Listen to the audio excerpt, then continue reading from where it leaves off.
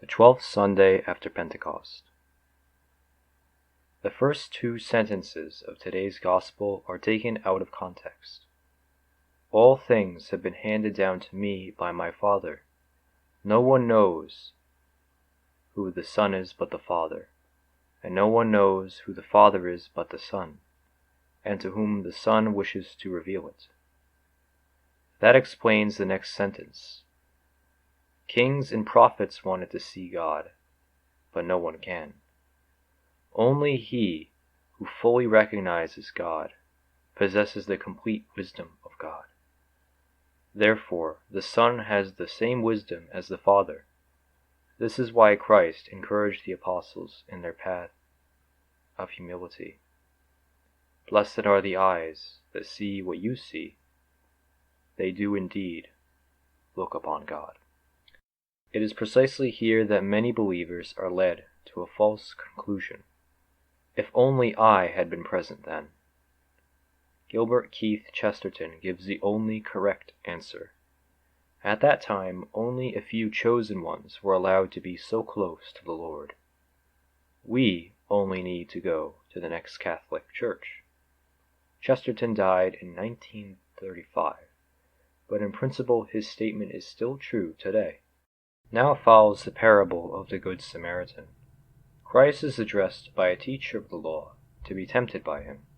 This happened several times, and did not necessarily mean an act of wickedness. Rather, it was precisely those who were familiar with the law, who were uncertain about the right basic attitude of Jesus, after they had heard so many unusual things about him. So he asks the most important question there is. How can I save my soul? To the Lord's counter-question, the questioner replies as quickly as lightning, and by heart what the pious Jews constantly wore on their prayer straps and remembrance slips, instead of in their hearts. Jesus confirms him in his answer, to which the question controversial in the various schools comes back. Who is my neighbor? Jewish national pride made it almost impossible to see anyone who is not a devout Jew as a neighbor. This hardness of heart, which Jesus also mentions in the Sermon on the Mount, was certainly the result of a false sense of status. The Jews were not grateful, but proud to be the chosen people, just as one can also find it in the clergy. Like so many priests who are not willing to be at the disposal of a non-traditional Catholic, they saw the Gentile as a stranger with whom one need have nothing to do. There was no vastness in their charity. Christ now brings up a parable that is so simple that the law teacher had to come up with the right answer. From Jerusalem to Jericho you walk about 5 hours, passing gorges, rocks, and at that time, bushes and undergrowth. It was a landscape that was very well suited to provide cover for robbers. Jericho itself had been a priestly city since the time of Elijah, when a school of prophets was established there. It was therefore natural to see Levites and priests traveling between Jericho and the holy city. They knew God's words about love of neighbor very well, but they did not have the love. The priest sees the half-dead man, believes him lying there. Finally, his ministry was over, and so the sacrifice was no longer his business. This reminds us of a priest in Vienna who cannot be reached by telephone, not even for an accident, and whose office hours for a congregation of 8,000 are Wednesday between 11 and 12 o'clock. The phenomenon is obviously not new. Malachias already says, one is attached to the lips of the priest. Out of his mouth one seeks instruction, teaching. He is the messenger of the Lord of hosts. But you have strayed from the path, and have caused many to stumble in the law. Malachias 2:7. At that time there were often arguments about whether a stranger was a neighbor, but the priest and the Levite did not even look. They were pursuing a profession, not a calling. Faith, love, and hope did not matter to them.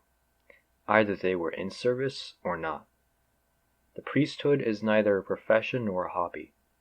In the former, one observes the hours and regulations of service. In the latter, the practice of worship and devotions becomes an end in itself. The priesthood is a life of following Christ. That is, first and foremost, in love.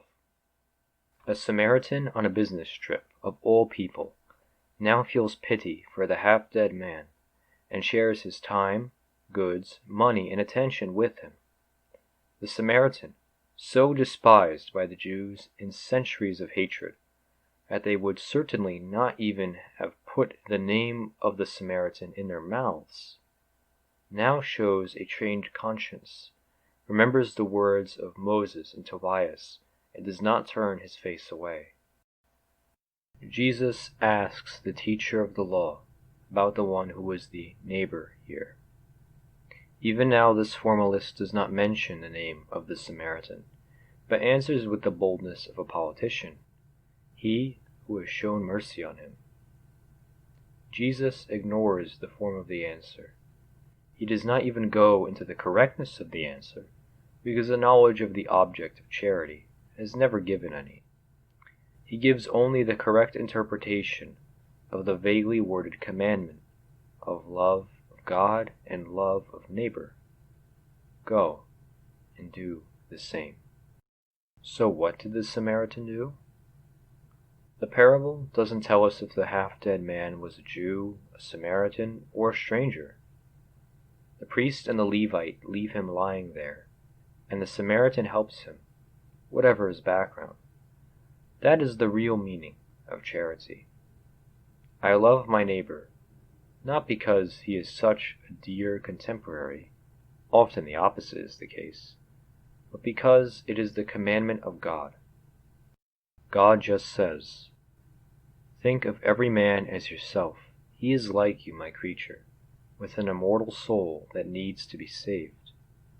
How many people have the saints of the church converted without a word, showing them what true Christian charity is? How many people have been alienated by the clergy of the church through their unkindness and even their shameful deeds? A thoroughly orthodox priest who completely lacks charity is at least as dangerous as a priest who is loving in himself, but who is a modernist, 68 and half a hippie. The Samaritan may not have been so orthodox, but he remembered the old wisdom. Do not do to others what you do not want them to do to you. Matthew 7:12. He was terrified at the thought that it might have been he who fell among the robbers, and he has a heart. Who is not moved by the sight of a half-dead man on the road? One can imagine how many Gentiles, grown up among their hard-hearted peoples, must have received Christ's message of salvation with joy for this reason alone. See how they love one another, Pliny the Younger later said about Christians. Today, the sentence is quoted only in sarcasm and cynicism.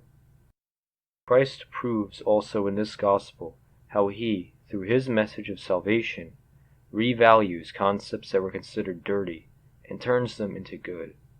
The Jews did not even want to put the word Samaritan in their mouths. For 2,000 years, Christianity has been speaking in veneration of the Good Samaritan. Cicero refused to put the word crux, cross, in his mouth. We greet it as our last hope. Ave crux spes unica.